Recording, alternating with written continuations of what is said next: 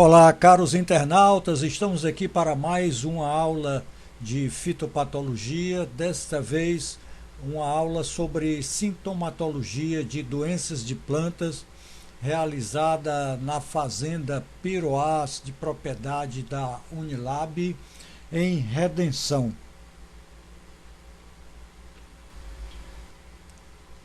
A sintomatologia apresenta uma importância muito grande para a fitopatologia.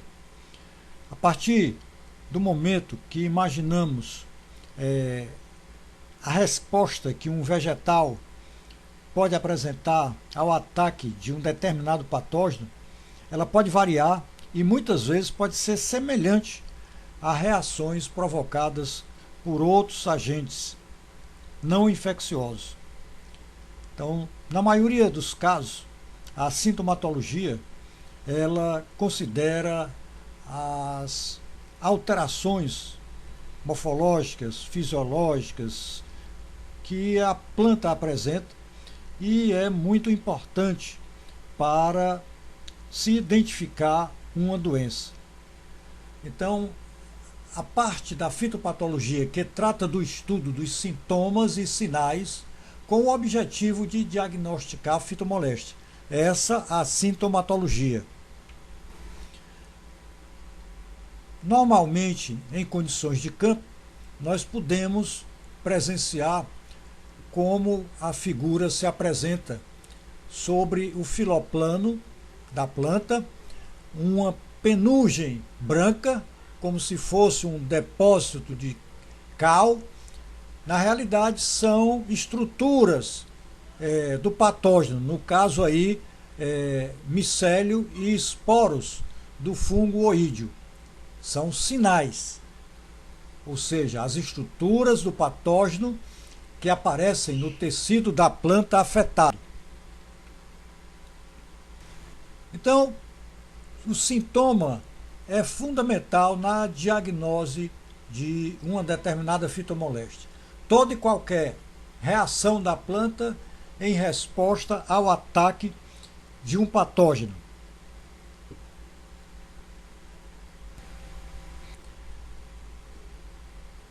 Na figura, uma planta de tomateiro, nós vemos aí o sintoma de amarelecimento. Ele é um sintoma necrótico, plesionecrótico, né? É um sintoma presente antes que ocorra a morte do protoplasma. Eles podem se desenvolver em qualquer parte da planta doente e são característicos da morte da célula.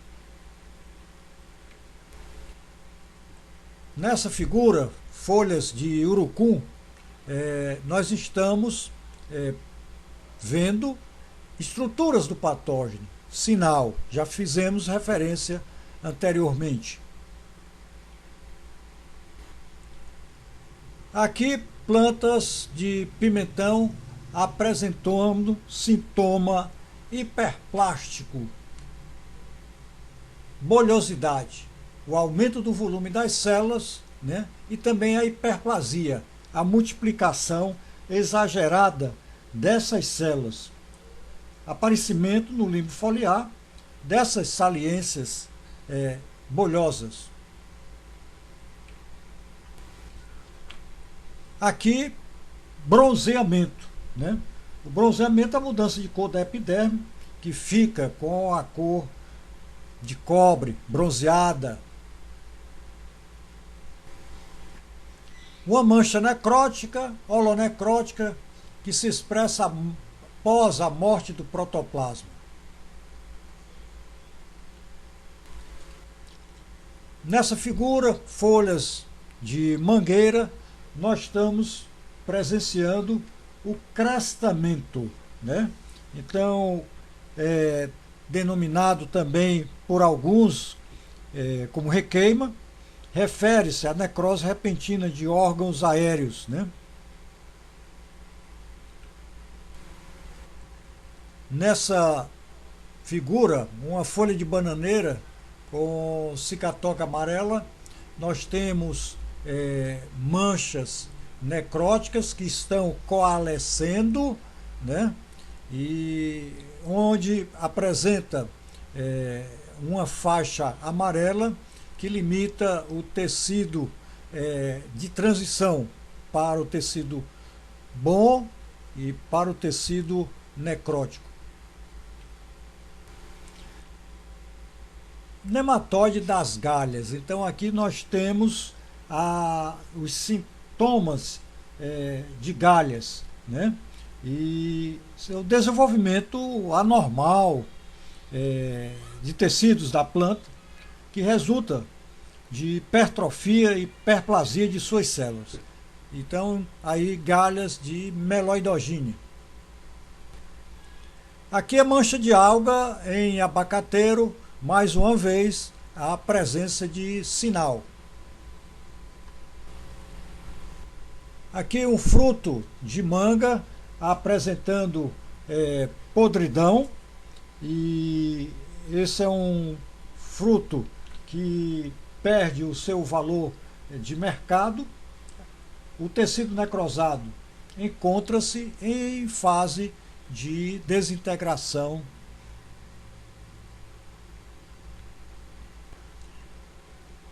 Escaldadura, né?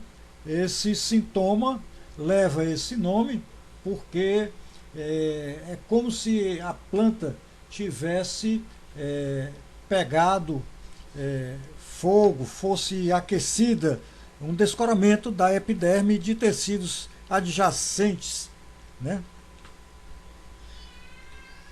Superbrotamento, ramificação excessiva do caule, ramos ou brotações florais. Então, a maioria das vezes, o ramo afetado toma um aspecto semelhante ao de uma vassoura. Aqui, novamente, mais um sintoma de bolhosidade, já com as plantas iniciando a apresentar uma distorção. Mumificação, né? Então, nós temos aí uma planta de pinha, ou fruto de conde também, ou ata, como é conhecido, né?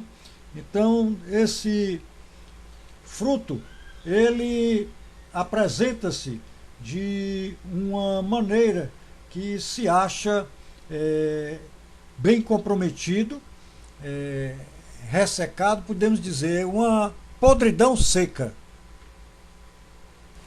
Novamente aí, galhas de nematóide meloidogênese em tomateiro.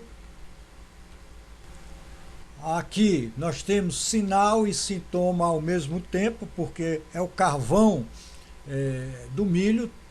Temos tanto os sintomas como a presença de estruturas do patógeno.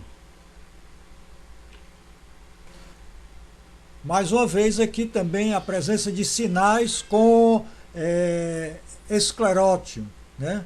Então, Sclerotium rufus, né? Aqui presente nessa figura. Aqui o fruto com a podridão de fruto de tomate, né? E este sintoma é um sintoma muito comum nessa cultura. Algumas vezes ele aparece quando o tecido necrosado está em fase adiantada de desintegração, e pode gerar tanto uma podridão mole como podridão dura, né? Aqui uma planta chamada de siriguela, apresentando a gomose, né? A exudação de goma a partir de lesões provocadas por patógenos que colonizam o córtex ou o lenho, né? Também é muito comum em abacaxi.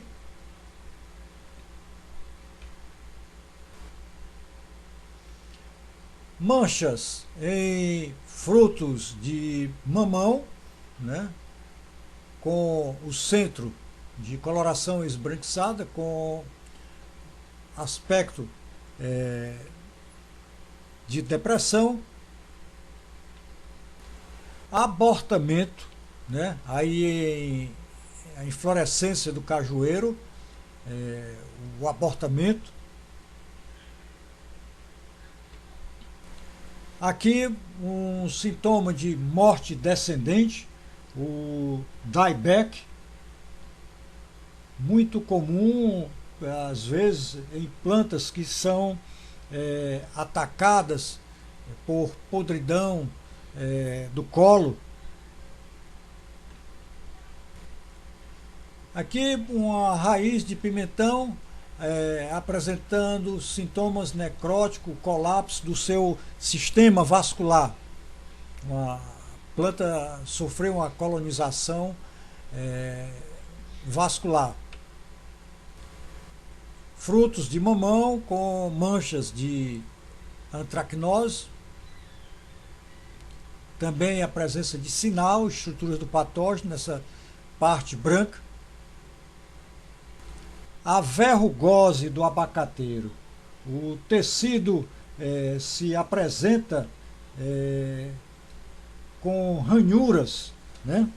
E dando esse aspecto de verruga, e essa região fica endurecida, e isso desqualifica em muito o fruto para o mercado. O crescimento é excessivo de tecidos epidérmicos e corticais.